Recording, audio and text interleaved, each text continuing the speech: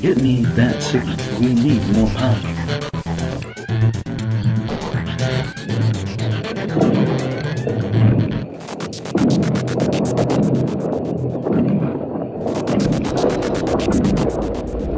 This recording is for Mr. George Lawrence, Chief Editor of the New York Daily News. George, this is Steve Martin.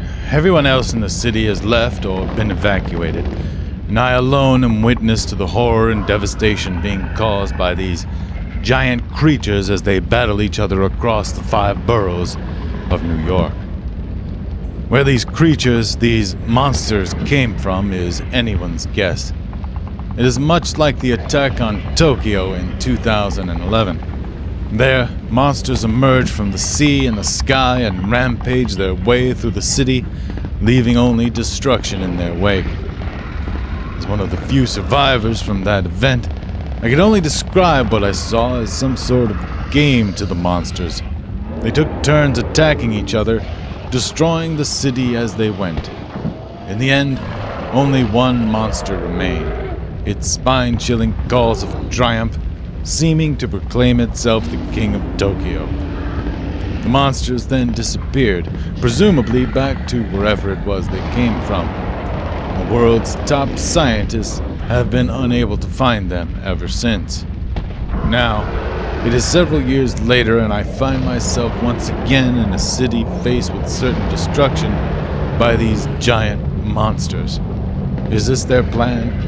Could these creatures possess some rudimentary intelligence that drives them into the heart of the greatest cities of the world in order to do battle with each other?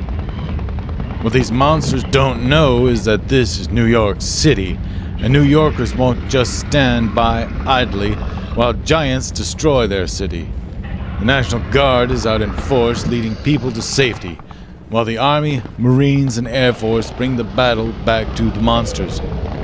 Units are moving in at every monster's location with enough firepower to take down even the largest of these horrifying creatures. I will continue to report from my location as long as I am able. Is this a game to these creatures? Will they complete their battle and vanish once again into the ocean's great expanse? I don't know.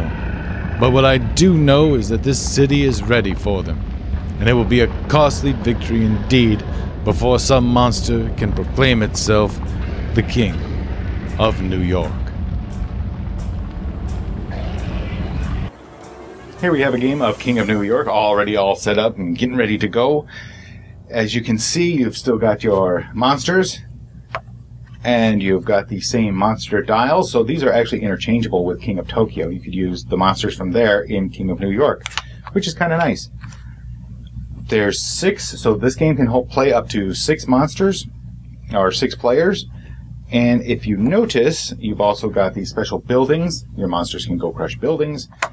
There are, opposite side of those are units, which can attack you, or you can attack units.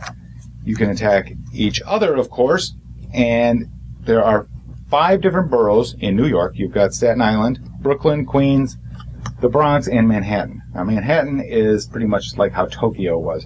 So the king, stays in Manhattan.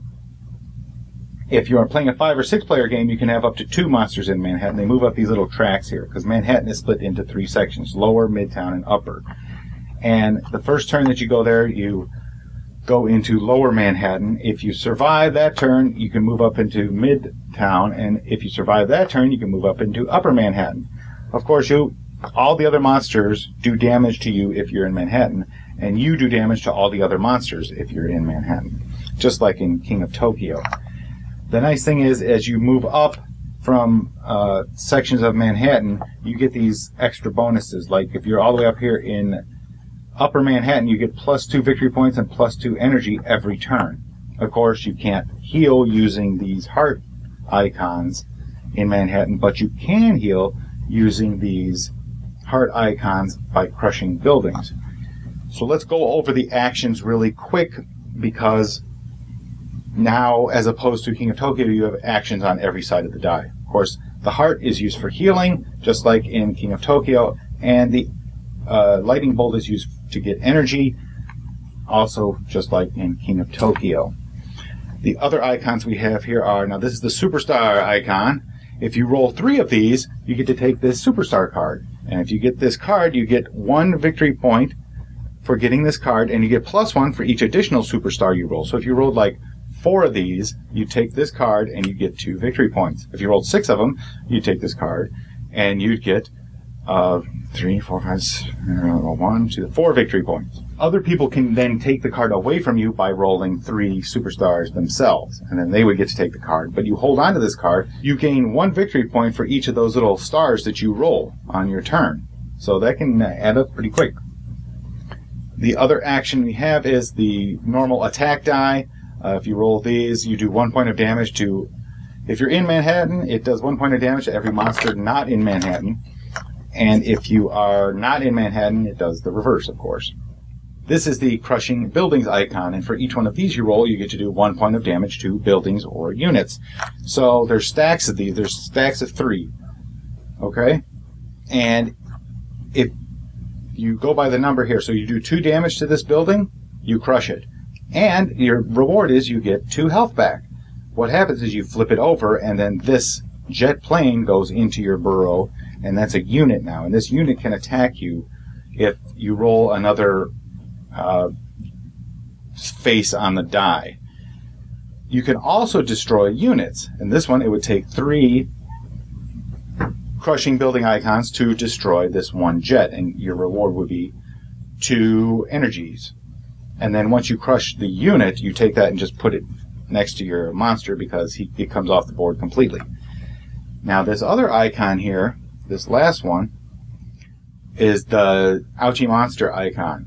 So you roll 1 of these, and every unit that is face up in your burrow does 1 point of damage to you.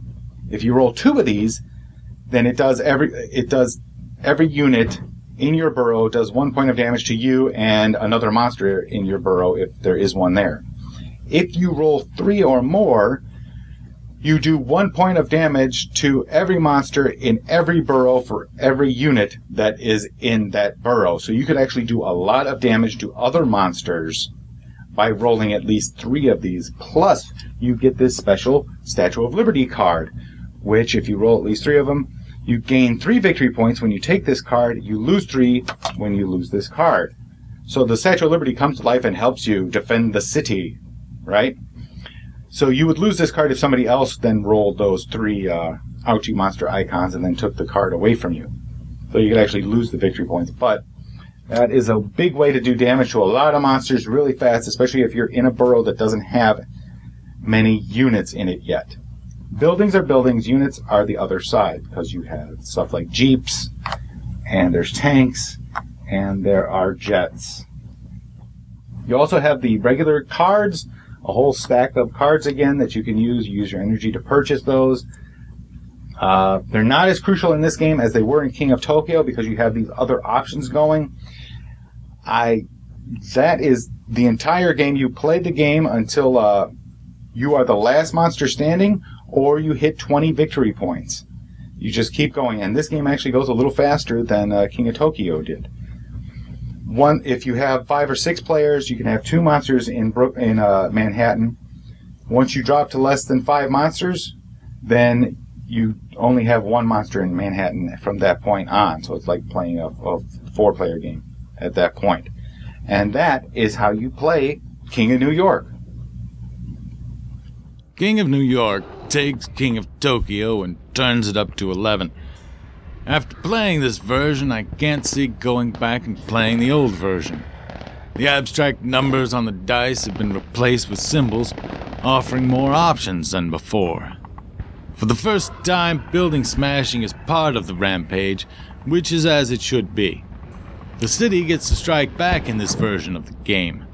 The buildings convert to army units once smashed, and these can cause much damage to the 4 monsters rampaging through the city. This adds a whole new dynamic to the game. It's no longer strictly monster versus monster. These units can be strategically used to your advantage in more ways than one. A smart monster can use these units to wipe out multiple opponents in one fell swoop. The Superstar card comes into play almost every game and can be a nice source of victory points while you're biding your time and smashing buildings in your own little borough.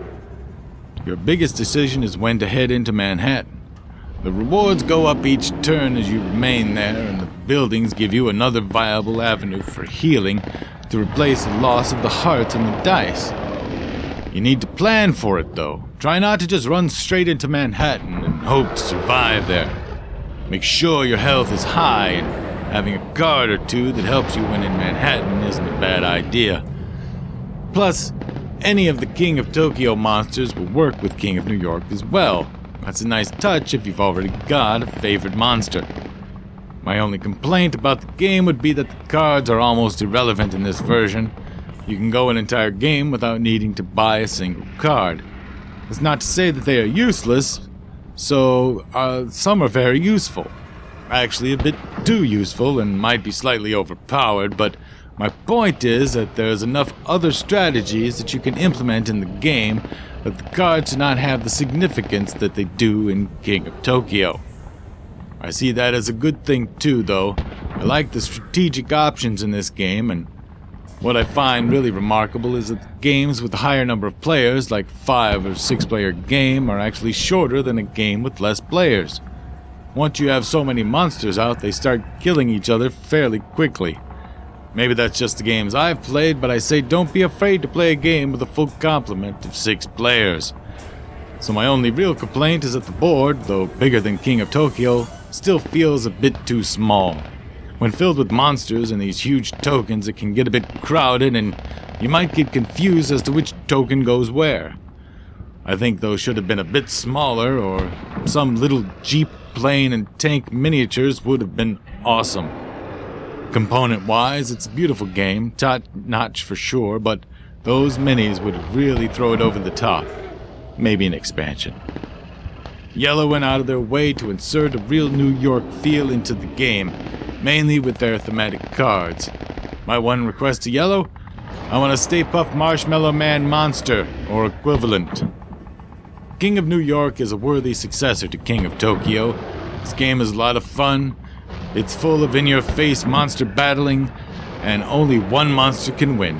So if you don't like confrontational games, then this one might not be for you. For those who like going out and stomping a little tail, King of New York is right up your alley. Thank you for joining me in this review of King of New York from Iello. Let me know if you found this review helpful by leaving a comment or sending me an email at Elliott_Miller@voiceofe.com. Make sure to subscribe to the Voice of E channel on YouTube, as I'll have a lot more thematic game reviews and board game giveaways, and you won't want to miss any of them. Please tell your friends to check out the Voice of E, and hopefully they will subscribe too. Thanks again, and until next time, keep your mind free. Get me that 6. We need more power.